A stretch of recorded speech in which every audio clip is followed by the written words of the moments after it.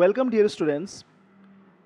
মই স্যাৰ দিৱাকৰ মই তোমাক মোৰ চেনেল ডিআৰএ টিচপইণ্টলৈ স্বাগতম জনাইছোঁ। যিসকল ছাত্ৰ ছাত্ৰী এই চেনেলত নতুন আহিছে তোমালোকে এই চেনেলখন ছাবস্ক্ৰাইব কৰি লোৱা আৰু ফ্ৰেণ্ডছ আৰু ৰিলেটিভছৰ মাজত এই চেনেলখন শ্বেয়াৰ কৰিবা। আজি আমি নৱম শ্ৰেণীৰ গণিত বিষয়ৰ ত্ৰিভুজ অধ্যায়ৰ এটা উপবাদ্য তোমাৰ লগত লৈ আহিছোঁ আলোচনা কৰিবৰ বাবে। সেই উপবাদ্যটো তোমাৰ পৰীক্ষাৰ বাবে বহুত ইম্পৰ্টেণ্ট আৰু এই উপবাদ্যটো বাৰে বাৰে পৰীক্ষাত আমাৰ আহি থাকে। গতিকে আমি সময় নষ্ট নকৰি এই উপবাদ্যটো বুজি লোৱাৰ যত্ন ল'ম। এই উপবাদ্যটো দিয়া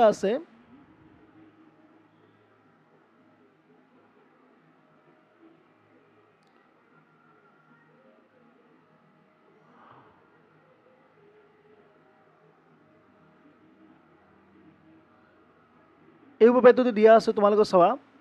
উপবাদ্য দিয়া আছে যদি এটা ত্ৰিভুজৰ এটা বাহু বঢ়াই দিয়া হয় তেন্তে উৎপন্ন হোৱা বহিকোণটো বিপৰীত অন্তকোণ দুটাৰ সমষ্টিৰ সমান হয়। ঠিক আছে, ইয়াতে তোমাক কোৱা হৈছে এ বি চি এটা ত্ৰিভুজ হয়, এ বি চি এটা ত্ৰিভুজ হয়। সেই এ বি চি ত্ৰিভুজৰ বি চি বাহুখন ডি লৈ বঢ়াই দিয়া হৈছে। তেন্তে ইয়াতে তোমাৰ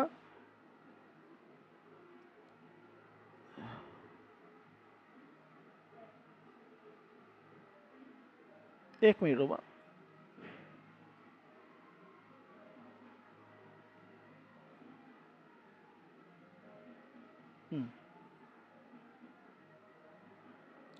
ইয়াতে তোমাক কোৱা হৈছে এ বি চি এটা ত্ৰিভুজ হয়।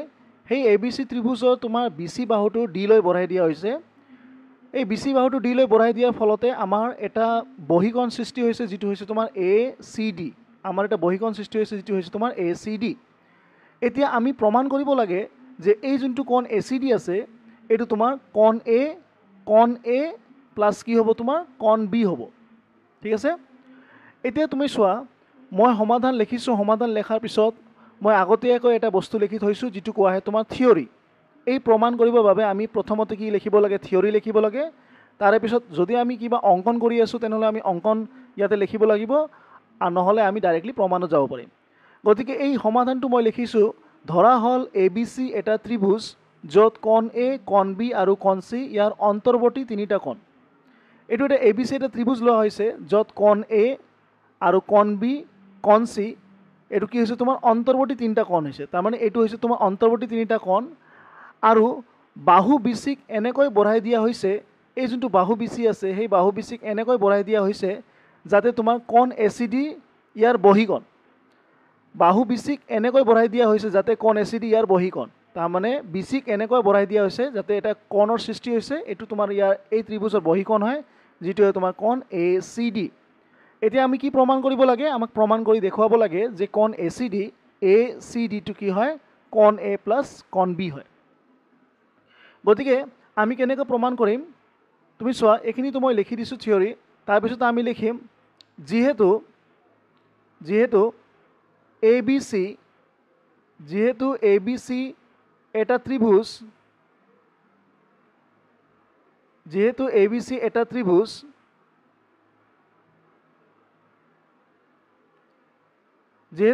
এটা ত্ৰিভুজ গতিকে আমি কি লিখিব পাৰিম, আমি লিখিব পাৰিম কোণ এ যোগ কোণ বি যোগ কোণ চি কিমান হ'ব 180 ডিগ্ৰী। এইখিনিতো বুজি পাইছা। আমি এটা ত্ৰিভুজৰ ধৰ্ম জানো যে ত্ৰিভুজৰ ধৰ্ম হিচাপে ত্ৰিভুজৰ তিনিটা কোণৰ সমষ্টি কিমান হয় 180 ডিগ্ৰী হয়। গতিকে যিহেতু এ বি চি এটা ত্ৰিভুজ আমি লিখিব পাৰিম কোণ এ প্লাছ কোণ বি প্লাছ কোণ চি ইকুৱেল টু 180 ডিগ্ৰী। আকৌ তুমি চোৱা বি চিটো কি হয়, বি চি ডি তুমি ভালদৰে চোৱা। বি চি ডি কি হয়, এটা সৰল ৰেখা হয়। ঠিক আছে, ইয়াতে লিখিম আমি আকৌ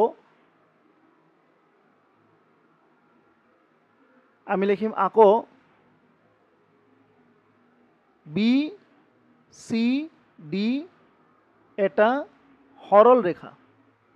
ঠিক আছে, বি চি ডি এটা কি ৰেখা, এটা সৰল ৰেখা। বি চি ডি এটা সৰল ৰেখাৰ হোৱাৰ বাবে আমি লিখিব পাৰিম, যিহেতু বি চি ডি এটা সৰল ৰেখা আমি লিখিব পাৰিম কোণ চি প্লাছ কোণ ডি। এই দুটা কোণ যোগ কৰি আমাৰ কিমান হ'ব 180 ডিগ্ৰী হ'ব। যেহেতু BCD এটা সৰল ৰেখা, আমি জানো যে সৰল ৰেখাৰ কোণৰ সমষ্টি কিমান হয়, সৰল ৰেখাৰ কোণ কিমান হয়, কোণৰ যোগ কিমান হয়, 180 ডিগ্ৰী। যেহেতু তোমাৰ BCD এটা সৰল ৰেখা আৰু AC হৈছে ইয়াৰ তিৰ্যক, গতিকে এই ACয়ে কি কৰিছে, BCক দুটা কোণত ভাগ কৰিছে, সেইবাবে আমি লিখিব পাৰিম কোণ ACD ACB প্লাছ কোণ ACD কিমান হ'ব, 180 ডিগ্ৰী। তো আকৌ BCD এটা সৰল ৰেখা, এতেকে আমি লিখিব পাৰিম কোণ ACB, কোণ ACB মানে এই কোণটো, এই কোণ প্লাছ কোণ ACD, ACD কিমান হয়, 180 ডিগ্ৰী। ঠিক আছে, এইটো হ'ব 180 ডিগ্ৰী। এইটো আমি দিম 2 নম্বৰ পইণ্ট দিম, এইটো আমি দিম 2 নম্বৰ পইণ্ট। আশা কৰি আছোঁ তোমালোকে বুজি পাইছা। প্ৰথমতে মই লিখিলোঁ যিহেতু ABC এটা ত্ৰিভুজ, গতিকে কোণ A যোগ কোণ B যোগ কোণ C কিমান হৈছে, 180 ডিগ্ৰী। এইটো 1 নম্বৰ দিলোঁ। সেইটো কাৰণটো কি হৈছে, ABC ত্ৰিভুজৰ অন্তৰ্বৰ্তী তিনিটা কোণৰ সমষ্টি কিমান হয়, 180 ডিগ্ৰী হয়। আকৌ আমি লিখিছোঁ, আকৌ BCD এটা সৰল কোণ, সৰল ৰেখা হয়। এই BCD কি হয়, এটা সৰল ৰেখা হয়, সেইবাবে আমি লিখিব পাৰিম কোণ ACB, কোণ ACB অৰ্থাৎ এই কোণটো প্লাছ কোণ ACD, ACD অৰ্থাৎ ACD অৰ্থাৎ এই কোণটো, এই দুটা কোণ মিলি কিমান হ'ব তোমাৰ, 180 ডিগ্ৰী। গতিকে মই লিখিলোঁ 180 ডিগ্ৰী। ঠিক আছে, এতিয়া তুমি চোৱা যে এই প্ৰথম নম্বৰ 1 নম্বৰ পৰা আমাৰ কোণ A প্লাছ কোণ B প্লাছ কোণ C ইকুৱেল টু 180 ডিগ্ৰী হৈ আছে, আৰু 2 নম্বৰ পৰা আমাৰ হৈ আছে কোণ ACB প্লাছ কোণ ACD ইকুৱেল টু 180 ডিগ্ৰী। এতেকে আমি কি কৰিব পাৰিম, 1 আৰু 2ৰ পৰা আমি লিখিব পাৰিম, এতেকে 1 আৰু 2ৰ পৰা 1 আৰু 2ৰ পৰা আমি পাওঁ, গতিকে 1 আৰু 2ৰ পৰা আমি কি লিখিব পাৰিম, কোণ A প্লাছ কোণ B প্লাছ কোণ C। এতিয়া তুমি চোৱা, এই যোনটো কোণ C আছে, ইয়াতে মই কোণ C লিখিছোঁ, কিন্তু সেই কোণ Cক মই লিখিব পাৰিম কোণ ACB। এই কোণ Cক মই লিখিব পাৰিম কোণ ACB। এইটো সমান সমান হৈ যাব তোমাৰ কোণ ACB, কোণ ACB প্লাছ কোণ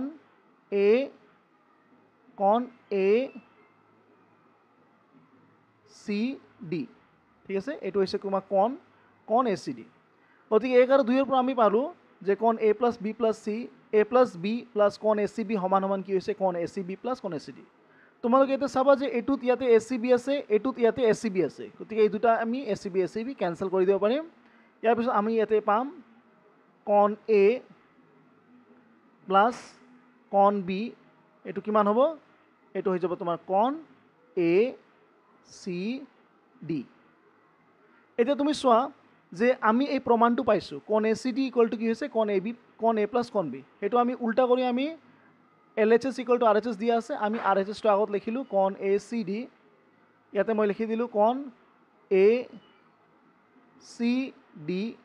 ইকুৱেল টু কি হ'ব, কোণ A প্লাছ কোণ B। গতিকে তোমালোকে চাব পাৰি আছা যে আমাৰ প্ৰমাণটো আমাৰ হ'ল, আমি পাইছোঁ কোণ ACD ইকুৱেল টু কোণ A প্লাছ কোণ B, ইয়াতে আমি পাইছোঁ কোণ ACD ইকুৱেল টু কোণ A প্লাছ B। অৰ্থাৎ আমি এই প্ৰমাণটো আমি সিদ্ধ কৰিলোঁ যে যদি এটা ত্ৰিভুজৰ এটা বাহু বঢ়াই দিয়া হয়, অৰ্থাৎ এই BC বাহুটো যদি বঢ়াই দিয়া হয় আৰু তাৰ বাবে যদি কোনো এটা বহিকোণৰ সৃষ্টি হয়, যিটো হৈছে তোমাৰ ACD, তেন্তে এই বহিকোণটো কি হ'ব, এই ত্ৰিভুজৰ অন্তৰ্বৰ্তী দুটা কোণৰ সমষ্টিৰ সমান হ'ব। অৰ্থাৎ ACDটো আছে, ACDটো সমান হ'ব কি, কোণ A প্লাছ কোণ B। এতিয়া তুমি লাষ্টত কনক্লুজন কৰি তুমি এই কথাখিনি লিখি দিব পাৰিবা, এই যোনটো কথা আছে ইয়াতে দিয়া আছে, এতেকে তুমি এনেকৈ লিখিব পাৰিবা, গতিকে দি লিখি দিব পাৰিবা, গতিকে কৰি তোমালোকে এইখিনি ডট ডট ডট কৰি, তাৰমানে অৰ্থাৎ তুমি এই লাইনটো তোমালোকে লিখি দিব পাৰিবা, ইয়াৰ পৰা তোমালোকে ইমানলৈকে এই লাইনটো লিখি দিব পাৰিবা। গতিকে এনেকৈ কৰি লিখি দিব পাৰিবা, গতিকে যদি এটা, ইয়াৰ পৰা লিখিব পাৰিবা তোমালোকে, ইয়াৰ পৰা ইমানলৈকে লিখি দিবা।